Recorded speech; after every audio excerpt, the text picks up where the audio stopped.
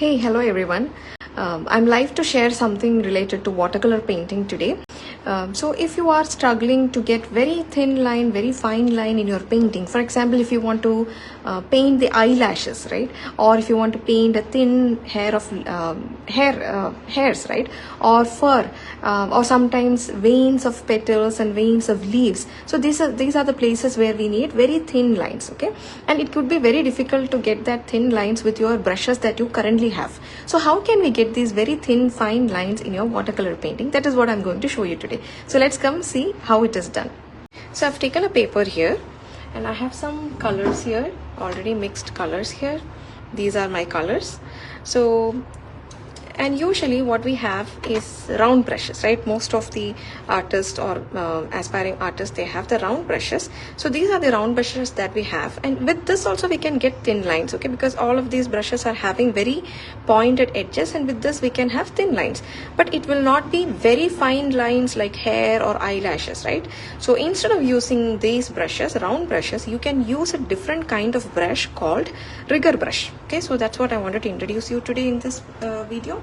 So this is the rigger brush, okay? So you can see that this is very thin. The rigger brush is very thin compared to the round brushes. And what I'm using here is Bristles. I hope you can see it's, yeah. So this is Bristles size 0 brush.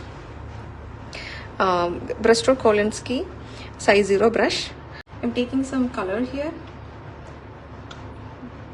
I am taking some color onto the brush.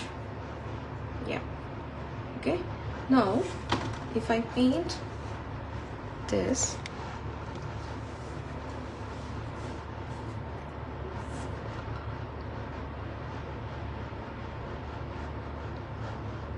see that it's a very thin line of that is created, okay? I'll paint again.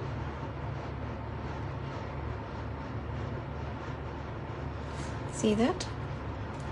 Very thin lines. And there is one more thing that you can take care of while trying to get very thin lines. It's about how you hold your brush, okay? Usually how do we hold our brush? It will be slightly slanting, like how we hold our pencils and pen, right? The same way we hold our brush and paint, okay? And in that case, say I'm holding it slightly slanting.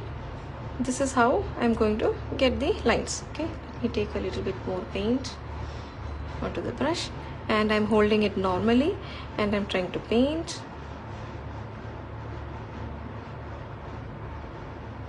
Okay. This is how I'm getting the lines, okay? Even horizontally, if I hold my brush like this in a slanting position, this is the line I'm getting, okay?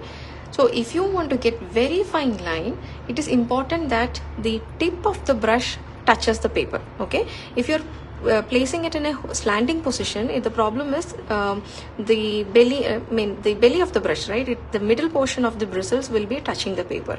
So instead of that, for very fine line, we want the tip of the brush. So how do you hold a brush in that manner? You have to hold it perpendicular, okay? So that the tip only touches. So you have to hold it in a perpendicular position and then carefully draw the lines, okay? So this is how I am drawing. You see the difference? These are the lines which I created by perpendicularly holding it, and these are the lines which I created when I was holding it in a slanting position, okay? So this is how you hold your brush. And another thing to notice, where do you hold your brush? Do you hold it closer to the bristle or do you hold it farther to the bristle? So when you are a beginner, it is, if you need more control, whenever you need more control, which means you can control the brush without moving much, then you have to hold it closer to the bristle, okay? So this is the position that will give you more control.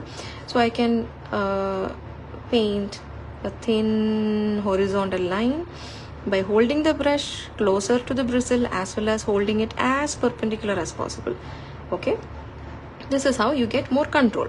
Now if you want to paint a large area, when you want to paint like you're washing an area like this, then you paint the whole brush, you hold the brush farther from the bristles, okay? That is how you paint but at that point, see, you will get less control.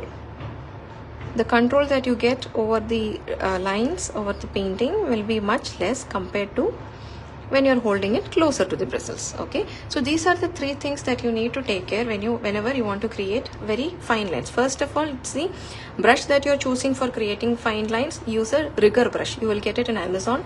You buy a rigger brush, and then how do you hold your brush? Do you hold it in a slanting manner, or do you hold it in a perpendicular manner? That is how you can control the thickness of the lines.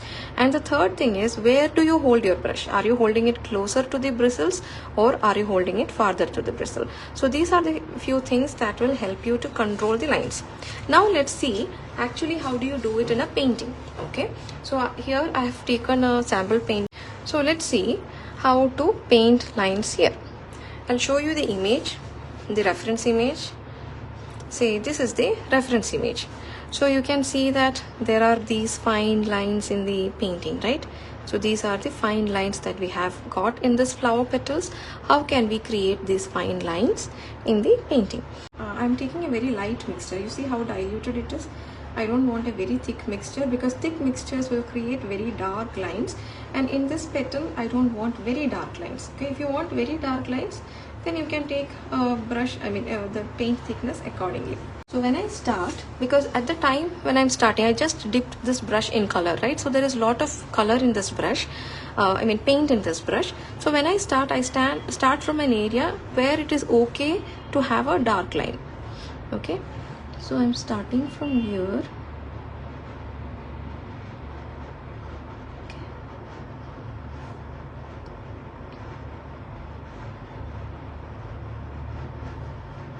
These are some of the lines I can see.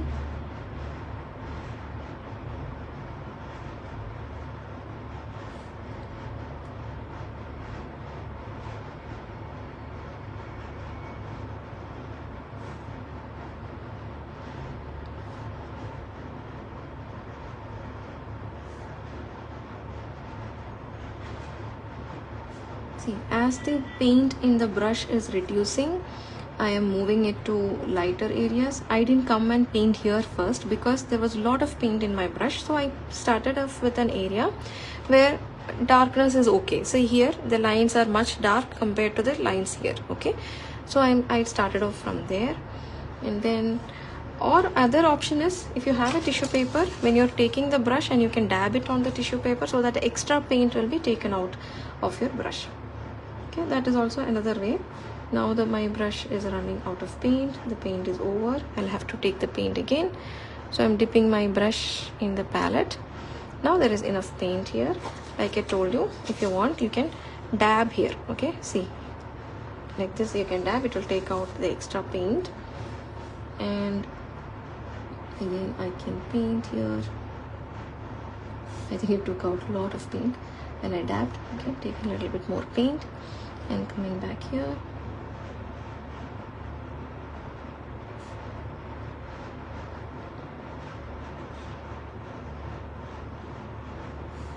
Okay, so here there are some fine lines. See how I'm holding my brush? I'm holding it perpendicular. Okay, and these are very thin lines. It may be hard for you to see in the video.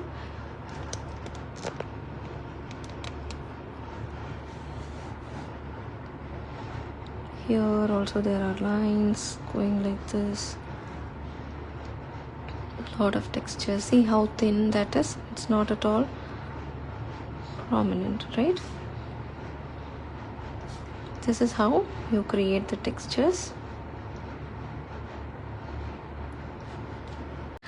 So now I've created some lines here. Okay, see, if I don't want, suppose when you painted it became a little more darker than you wanted and you want to lighten it, I'll show you that also, how you can lighten the area. So wait for it to dry a little bit. Don't paint over it immediately. Let this dry a little bit, and then what you can do is you can take another brush, maybe a round brush, and then dip it in water, plain water. Okay, nothing else. You just dip it in water. We don't need too much of water, so you just dab it so that it will take off the extra water, and then you can actually paint or glaze over it. Okay, let me take a little bit more water and I'm glazing over it. Okay, just painting a layer of water over it. So see, it is removing the prominence of these lines. The lines doesn't look like bulging out of the area. Instead, it will be merging with its background. Okay, so this is similar to lifting off some color, so but we are doing it in a very uniform manner. Okay, this will give some uniformity or harmony for your painting, so that the area is not bulging out. And I have a tissue paper with you, so that any extra water can be taken out. Okay, so this is how you reduce the prominence if you do not want the lines that you created to be very prominent in your painting. Okay, fine. I hope this was helpful for you, and you know now how to create very thin lines in your painting.